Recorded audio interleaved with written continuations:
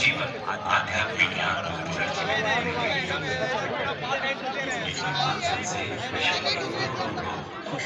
जीवन जीने में सक्षम हो सके।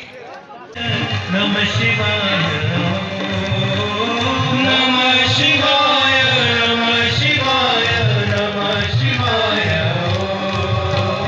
नमः शिवाय नमः शिवाय नमः शिवाय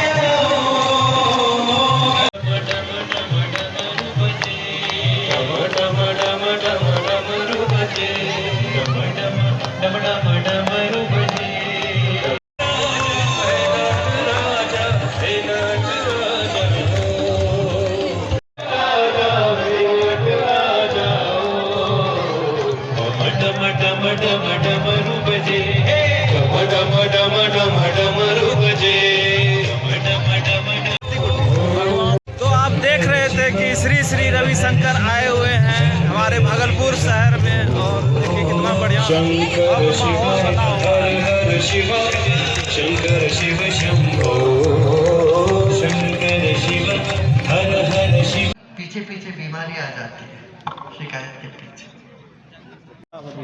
क्या तकलीफ है आपको? आहो बाबा बाबा, इनको ब्लॉगिंग करने से रोक लीजिए किसी तरह, माइंड वॉश। बोलो अब ना दुखे छे बाबा, के न हो जे छे न जड़ी बूटी तो हो तब एक उपाय छे।